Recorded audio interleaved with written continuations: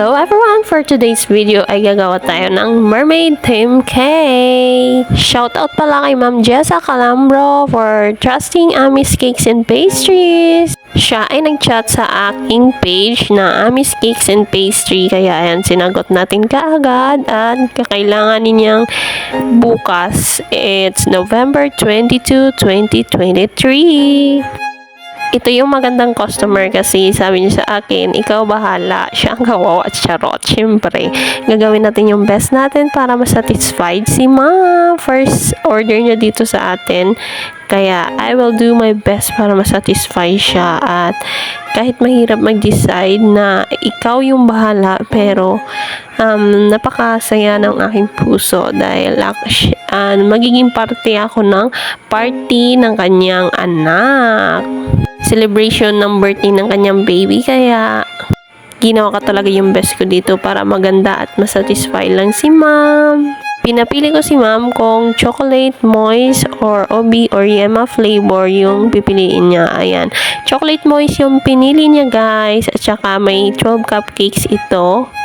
Yung size ng cake ay 6 by 6 inches. Actually, yung toppers niya sana, ganito lang yon yung design. Design niya sana is printed toppers lang. Yan lang kasimple. Kasi nga lang, I decided na papagandahin pa at I will use corn down toppers para naman mas maganda siya tingnan. O diba?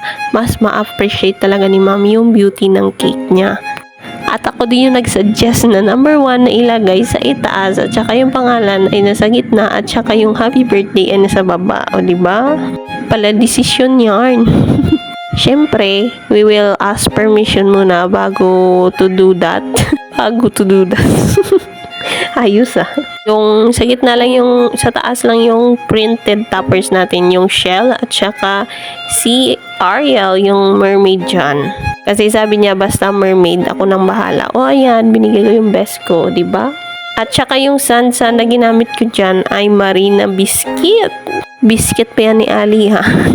Kasi sayang naman, napudpud na, kaya ayan na lang nilagay ko. Kaya sa bibili pa tayo, di ba? Sayang lang naman. Nilagyan ko muna ng toothpick dyan yung yellow na shell. At saka nagwisik-wisik tayo dyan ng magic syrup stay yung dried cheese na silver para dagdag kaakit-akit sana all. Ganito lang tayo gumawa ng toppers niya. Soon I will show you the ingredients at saka kung paano yung proseso ng paggawa ng corn dand na ito. Thank you so much kay Inday Panadera for sharing her recipe. Hindi ka talaga masisisi kasi kahit ilagay mo yan sa chiller, hindi yan naghuhulas. Still matigas siya, guys. Basta tamang-tamang paghihimas. Charot. Ganyan lang kung gumawa ng toppers dyan, guys. Meron akong lettering. Ano ba tawagin? Letter cutter. Hindi naman siya cutter. You need to press lang. Para naman may mahulma ka na name. At saka pinahiran ko lang dyan ng gold dust. O diba?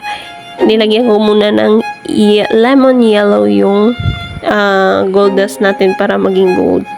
Kasi wala tayong lemon liquid para ilagay dyan para madaling mag-dry. Nakakapagod magsalita dito, guys.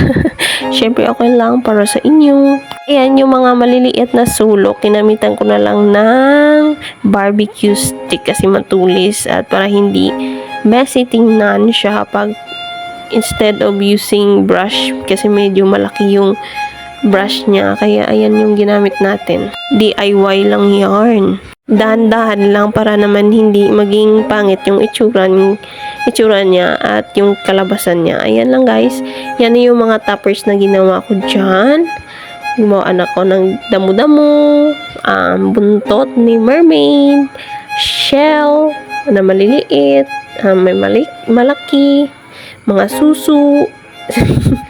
Ganyan lang, wala tayong cutter na number 1. Kaya ayan, mano-mano lang tayo. Meron akong molder. Ano mo yung tinutusok-tusok ko dyan? Ewan ko, basta ganyan, guys. Ginamit ko para naman may ano yung Tagalog ng imbis. Basta ganyan guys, para may effect-effect. O diba? Ganyan lang. May fondant cutter tayo dyan na maliliit. Kaya yan ang yung ginamit ko para naman maganda tingnan at hindi messy. I hope you enjoy watching this video. Please don't forget to like, follow, and share this video. At saka send din kayo ng star. Charot. kahit pa 10-10 lang yun or 5-5. Sana all. Yan lang guys. Thanks for watching. Love you all. Mama Kiss Love Book. I hope you enjoy it. Mwah!